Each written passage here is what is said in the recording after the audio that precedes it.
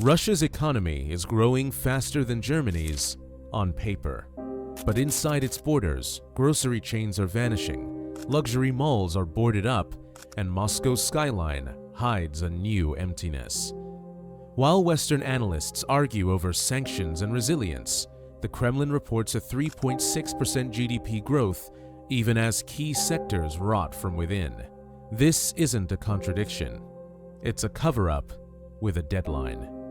This video exposes the fragile scaffolding behind Russia's wartime economy, the sectors buckling, the shadow networks rising, and the real cost hidden beneath official numbers. Because if Russia's economy isn't collapsing now, it may be collapsing later, all at once. And the signs are already visible if you know where to look.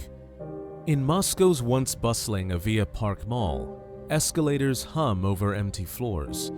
Nearly half the foreign brands that filled this space before 2022 have fled. But instead of shuttered stores, you'll find identical local brands, all owned by shadow subsidiaries of Russian oligarchs or hastily renamed chains with frozen inventory. And yet, Russia's National Statistics Office claims the retail sector is recovering. Here's the paradox. The more Russia loses access to global trade, the stronger its economy appears on spreadsheets. GDP is climbing, wages are rising, unemployment is near record lows. But this is a war economy running on borrowed machinery, ghost trade, and frozen time. Take Kaliningrad, a Russian exclave wedged between NATO borders. Before the invasion of Ukraine, it was a logistics getaway. Now, it's a bottleneck.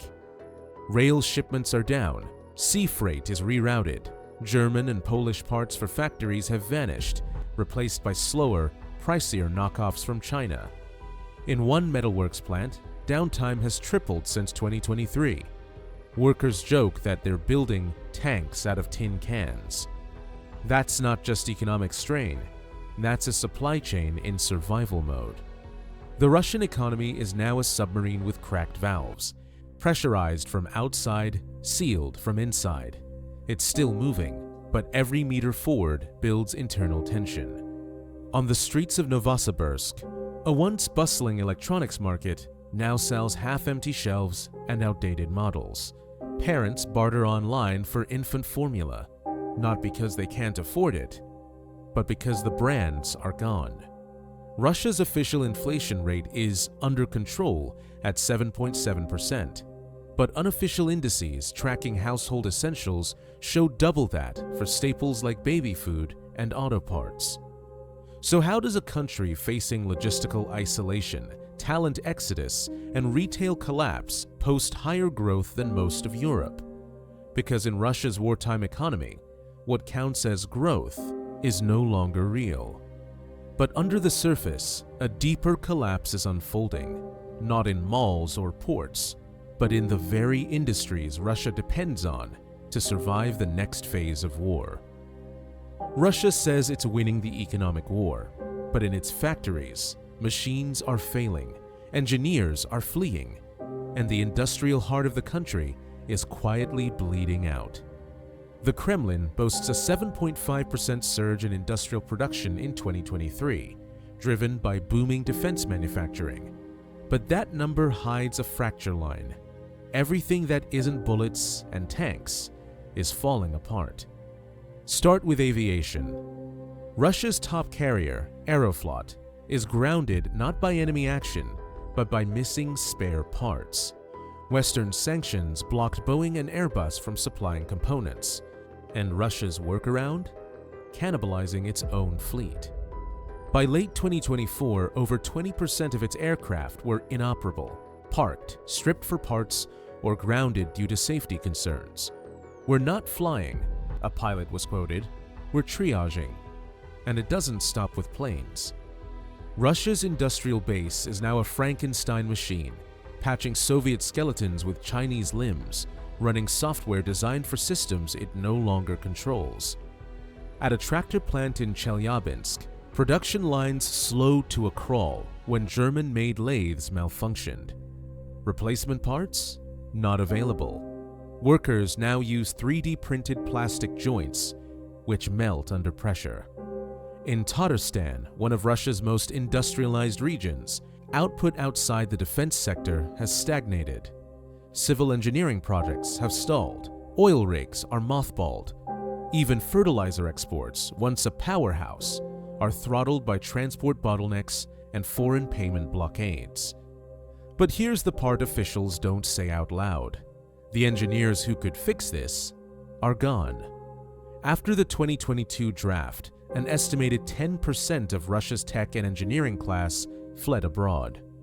Those who remain are overworked, underpaid, and often assigned to defense priorities over civilian industries. One factory director put it bluntly, "We're not optimizing anymore, we're improvising." The Carnegie Endowment reports that Russia's tech and machine tool sectors have seen a 40 to 60% drop in production capacity for non-military goods since mid-2023. So yes, Russia is producing more tanks, shells, and rockets than it has in decades, but it's producing them with broken tools, missing minds, and vanishing margins. And yet, the economy hasn't collapsed, because Russia has built a second engine, one running not on industry, but on evasion.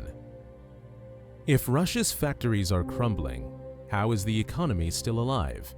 Because the collapse hasn't been stopped. It's been outsourced. Sanctions were meant to isolate Russia. Instead, they birthed a new economy, invisible, improvised, and increasingly global. In 2023, official trade in Europe cratered, but shipments into Kazakhstan, Armenia, and Kyrgyzstan mysteriously surged by over 80%. The reason? These countries became middlemen in a new gray route system. Goods flow in legally and slip across borders illegally. From German ball bearings to Taiwanese semiconductors, parts banned in Moscow now arrive via Almaty and Yerevan, labeled as agricultural equipment or used electronics. Customs officials know, they look away. The Russian economy now functions like a smuggler's vessel, bulked with contraband disguised as cargo and sailing just beneath the legal radar. In Dubai, an entire industry has emerged around parallel import logistics for Russian clients. Warehouses there handle mislabeled shipments, alter invoices, and re-export goods through friendly ports in India, Turkey, or Iran. In Urumqi, a Western Chinese trade hub, satellite imagery reveals a tenfold increase in container storage since 2022. Locals call it the ghost port, filled with goods bound for Russia, not China. But this workaround economy isn't just illegal, it's unstable. Prices fluctuate wildly, quality is inconsistent, and for everyday Russians, it means cars without airbags, electronics without warranties, and medicines arriving in Chinese packaging with no dosage instructions. As one mother in St. Petersburg said, "My child's asthma inhaler now comes with a YouTube tutorial." This isn't trade, it's triage. A 2024 investigation by Reuters found that at least $10 billion in sanctioned goods entered Russia through third-party nations, often disguised or rebranded to evade detection. Russia isn't surviving the sanctions. It's skimming just below their surface, building a parallel economy too complex to stop and too fragile to sustain. But while the state juggles shadow trade and industrial decline, the real cost is showing up not in ports or factories, but in Russian homes. The numbers say Russia is fine, but in its neighborhoods, the lights flicker, the shelves thin, and people disappear. In theory, Russian households are stable. Real wages have inched upward. Inflation is controlled. But step outside the Kremlin's numbers, and another story appears. In Omsk, a mid-sized Serbian city, half the shops on its central avenue now operate only 3 days a week. The owners aren't on vacation. They're hoarding electricity and waiting for shipments stuck in customs limbo. Gasoline shortages are spreading, not because of global prices, but because domestic refineries are exporting premium blends for cash, leaving rural stations dry. And across Russia, middle-class families are quietly slipping into poverty. The Russian home is becoming a theater set. The lights stay on, the food appears, the structure stands, but behind the curtain, the support beams are cracking. In Belgorod Oblast, near the Ukrainian border, military draft and civilian evacuations have drained entire cities. Schools consolidate, clinics close, even weddings are postponed, not out of mourning, but out of absence. But perhaps the most visible symptom is disappearance. Over 1.3 million Russians have fled since the 2022 invasion, most young, educated, and employable. These aren't political exiles, they're economic escapees. My friends don't talk about if they'll leave, said one tech worker in Kazan. Only how. What begins as economic decline starts to look like demographic erosion. In Murmansk, teachers are doubling as substitute janitors. In Vladivostok, city buses now run half schedules because there aren't enough mechanics. These aren't warfront effects, they're a hollowing middle. Rostat's data suggests Russia's poverty rate is stable at roughly 10%. But independent audits, factoring in informal inflation, place real deprivation closer to 20%, especially in rural regions. Russia's economy hasn't collapsed, but parts of the country have already vanished from it. And still, the data shows growth. But in the final layer, we'll ask, what happens when all the scaffolding, the statistics, the shadow trade, the improvisation can no longer hold? Russia's economy is growing, surviving, even outperforming, but only under wartime rules. What happens when the war ends and the rules change? All through this crisis, Russia has played a dangerous economic trick: delay the pain by rerouting pressure. It froze capital flight, it rewired supply chains, it fed GDP with missile factories, and to keep consumer morale high, it flooded the system with subsidiaries, currency controls, and emergency wage hikes. But every one of these stopgaps comes with a timer.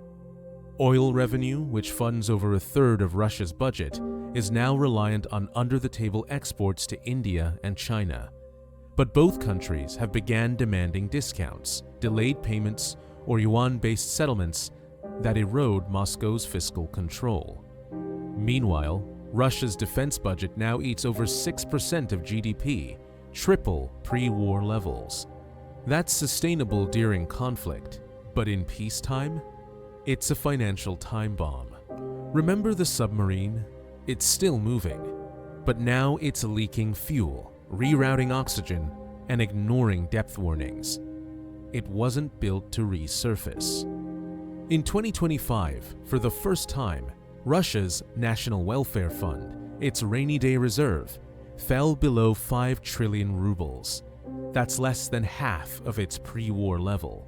Most of the fund's assets are now illiquid, tied up in domestic bonds or inaccessible gold. As one economist noted, Russia isn't out of money, but it's out of money it can use. In Yekaterinburg, a regional capital far from the front, civil service layoffs have begun. Teachers, engineers, and bureaucrats are being quietly removed to reduce wage burdens, the first visible sign of post-war tightening. And here's the dread. The illusion holds still. Russians are told their economy is growing, their banks are stable, their future is secure. But underneath, the numbers are propped up by war, and war is not forever. According to the IMF, Russia's long-term potential GDP growth rate has dropped below 1.2%, barely above recession, and dangerously reliant on spending. The Russian economy is growing, but only under conditions it can't sustain and won't survive once they vanish. The real collapse hasn't happened yet because it's waiting for peace. This isn't post-crisis recovery. This is the crisis, just paused. If you want more breakdowns like this, subscribe to Econflics, where global economics gets explained, not just reported.